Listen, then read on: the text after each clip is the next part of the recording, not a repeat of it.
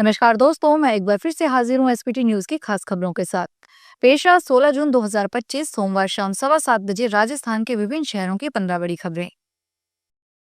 RAS मुख्य परीक्षा 2024 के अभ्यर्थियों को हाईकोर्ट से भी राहत नहीं मिल पाई। आज हाईकोर्ट ने अभ्यर्थियों की याचिका पर जल्द सुनवाई करने से इनकार कर दिया है। अभ्यर्थियों की ओर से अधिवक्ता तनवीर अहमद ने आज सुबह याचिका पेश की थी, जिसमें कहा गया था कि 17-18 जून को मुख्य परीक्षा आयोजित की जा रही है, लेकिन अभी तक आरएएस 2023 के इंटरव्यू चल रहे हैं। ऐसे में आरएएस 2024 की मुख्य परीक्षा करवाने का कोई औचित्य नहीं है। लेकिन वेकेशन जज जस्टिस मनीष शर्मा ने मामले की जल्द सुनवाई करने से इनकार कर दिया। प्रधानमंत्री नरेंद्र मोदी का साइप्रस के निकोसिया स्थित राष्ट्रपति भवन में आधिकारिक स्वागत किया गया। साइप्रस गणराज्य के राष्ट्रपति निकोस के निमंत्रण पर प्रधानमंत्री मोदी 2 दिवसीय साइप्रस की आधिकारिक यात्रा पर हैं। यह 2 दशकों में किसी भारतीय प्रधानमंत्री की साइप्रस की पहली यात्रा है। यहाँ प्रधानमंत्री मोदी ने निकोसिया के राष्ट्रपति से बातचीत की। यह यात्रा द्विपक्षीय संबंधों को मजबूत करने, भूमध्य सागरीय क्षेत्र और यूरोपीय संघ के साथ भारत के संबंधों को आगे बढ़ाने के लिए दोनों देशों की साझा प्रतिबद्धता को दिखाती है। साइप्रस के राष्ट्रपति के साथ बैठक के बाद प्रधानमंत्री मोदी ने कहा कि हमने पश्चिमी एरिया और यूरोप में चल रहे संघर्षों पर चिंता व्यक्त की। हमारा मानना है कि यह युद्ध का युग नहीं है। प्रधानमंत्री ने सुरक्षा परिषद में भारत की स्थायी सदस्यता का समर्थन करने के लिए साइप्रस का आभार जताया। जयपुर एयरपोर्ट पर सोमवार को टेक ऑफ से पहले एयर अरेबिया की फ्लाइट में तकनीकी खराबी आ गई। टेक ऑफ से महज कुछ देर पहले पायलट को टेक्निकल एरर की जानकारी मिली।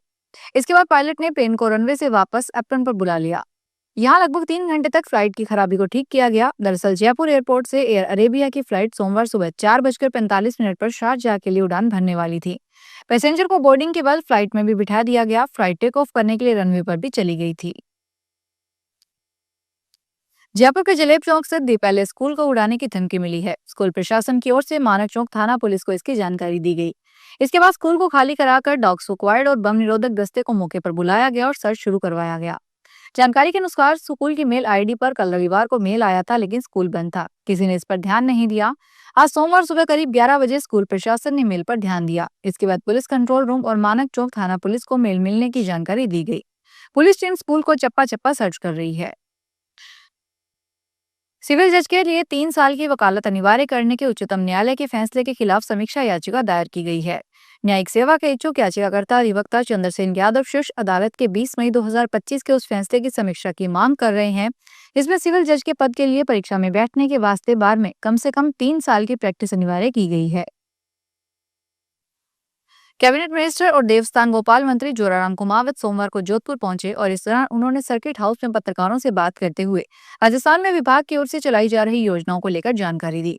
उन्होंने देवस्थान विभाग के वरिष्ठ नागरिक तीर्थ योजना को लेकर जानकारी दी। कहा कि इसके तहत देश भर में 33 प्रमुख तीर्थ स्थलों के विभाग की ओर से प्रदेश के वरिष्ठ नागरिकों को समय समय पर यात्रा करवाते हैं। पहले ये स्लीपर कोच में यात्रा होती थी, लेकिन अब वातानुकूलित एसी ट्रेन में यात्रा करवाई जा रही है।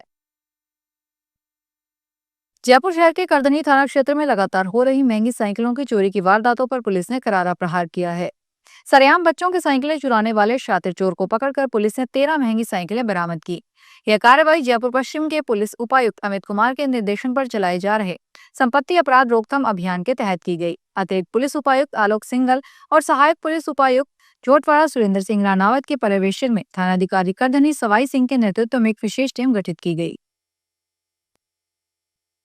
जयपुर डिस्कॉम क्षेत्र के उपभोक्ताओं की विद्युत समस्याओं का मौके पर ही समाधान करने के लिए सहायक अभियंता कार्यालयों में माह के द्वितीय व चतुर्थ मंगलवार को जन सुनवाई शिविरों का आयोजन किया जा रहा है।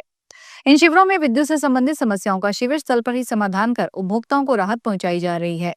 मंगलवार 10 जून 2025 को आयोजित हुए 225 जन सुनवाई शिविरों में 1371 प्रकरण प्राप्त हुए, जिनमें से 1366 प्रकरणों का शिविर स्थल पर ही निस्तारण कर उपभोक्ताओं को राहत प्रदान की गई।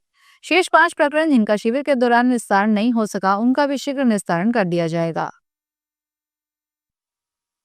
जोधपुर में सोने का हार बेचने के नाम पर धोखाधड़ी का मामला सामने आया है। शातिर ठग ने मेडिकल दुकानदार को सोने का छोटा सा टुकड़ा दिया, जिसमें जांच करवाने पर सोने की पुष्टि हुई। लालच में आकर मेडिकल स्टोर संचालक ने 1.5 लाख रुपए देकर हार खरीद लिया। बाद में हार के नकली होने का पता चला। अब युवक ने चौपासनी हाउसिंग बोर्ड थाने में पहुंचकर रिपोर्ट दी है। फिलहाल पुलिस मामला दर्ज कर अज्ञात युवकों की तलाश कर रही है। पाली जिले के भूसी गांव में कांग्रेस की पूर्व महिला मोर्चा जिला अध्यक्ष रेखा परिहार और डॉक्टर रमेश चंद्र के बीच हुए विवाद को लेकर रविवार को सर्व समाज की ओर से कलेक्ट्रेट पर धरना दिया गया। उसके बाद जिला कलेक्टर को मुख्यमंत्री के नाम ज्ञापन सौंपा, जिसमें उन्होंने डॉक्टर रमेश चौधरी को तुरंत प्रभाव से निलंबित करने, अविलंब गिरफ्तार करने और अनुसंधान अधिकारी बदलकर जांच पाली जिला से बाहर किया अन्य अधिकारी से करवाने की मांग की है। इस दौरान बड़ी संख्या में कांग्रेस जन और सर्व समाज के लोग मौजूद रहे। अलवर में सोमवार को राज्य सरकार के प्रभारी मंत्री डॉक्टर किरोड़ी लाल मीणा ने जिला मुख्यालय पर स्थित कलेक्ट्रेट सभागार में अधिकारियों के साथ महत्वपूर्ण समीक्षा बैठक की। इस बैठक में वंदे गंगा जल संरक्षण जल अभियान की प्रगति और क्रियान्वयन पर विस्तार से चर्चा की गई। बातचीत के दौरान डॉक्टर किरोड़ी लाल मीणा ने कहा कि वाटर कंजर्वेशन की दृष्टि से नए स्ट्रक्चर भी बनाए गए हैं। बरसात के पानी को कैसे अधिक से अधिक रोका जा सकता है, उस दृष्टि से पूरे राज्य में सरकार ने काम किए। अलवर में 3,70,000 पौधारोपण का टारगेट रखा गया है। भूमाफियाओं और अवैध अतिक्रमण को लेकर उन्होंने कहा कि जिसकी जांच करवाएंगे और जांच के बाद अगर ये वास्तव में अतिक्रमण है तो कार्रवाई होगी। भारतीय जनता पार्टी के वरिष्ठ नेता राजेंद्र राठौड़ ने सोमवार को बीजेपी ऑफिस में मीडिया से बातचीत करते हुए बड़ी बात कही। उन्होंने कहा कि पाकिस्तान के साथ सिंधु जल समझौता केंद्र सरकार ने रद्द कर दिया है। अब इसका पानी जम्मू एंड कश्मीर के अलावा राजस्थान, पंजाब, हरियाणा और गुजरात को मिलेगा। उन्होंने कहा कि सिंधु जल समझौते में भारत पाकिस्तान को सिंधु और चिनाब नदी का पानी देता है, लेकिन अब यह पानी भारत के सिंचाई क्षेत्र के लिए ही काम में लिया जाएगा। इसके लिए केंद्र सरकार ने फॉजिबिलिटी रिपोर्ट तैयार की है। राजस्थान में यह पानी रावी व्यास के जरिए हरी के बैराज और फिर वहां से पोंग बांध होते हुए इंदिरा गांधी नहर परियोजना में डाला जाएगा। राजस्थान 200 किलोमीटर नहर बनेगी, 12 सुराएं बनाई जाएगी। लुधियाना में 19 जून को होने वाले उपचुनाव से पहले एक सामाजिक कार्यकर्ता कीमती रावल ने दिल्ली के मुख्यमंत्री अरविंद केजरीवाल पर धमकी देने का आरोप लगाया है। कीमती ने पंजाब के मुख्य निर्वाचन अधिकारी से शिकायत की है कि केजरीवाल ने लुधियाना पश्चिम सीट पर आप उम्मीदवार संजीव अरोड़ा का प्रचार करते हुए लोगों से कहा था कि अगर उन्होंने आपको वोट नहीं दिया तो उनके क्षेत्र का विकास नहीं किया जाएगा। राजस्थान के मुख्यमंत्री भजनलाल शर्मा ने सोमवार को मुख्यमंत्री निवास पर नीट परीक्षा 2025 में देश भर में प्रथम स्थान प्राप्त करने वाले महेश कुमार से मुलाकात की। मुख्यमंत्री ने हनुमानगढ़ जिला निवासी महेश को नीट परीक्षा में असाधारण उपलब्धि के लिए हार्दिक बधाई देते हुए उनके उज्जवल भविष्य की शुभकामनाएं दी। उन्होंने महेश को भगवान श्री कृष्ण का भीति चित्र और पेन भेंट किया। इस दौरान महेश के माता पिता भी मौजूद रहे।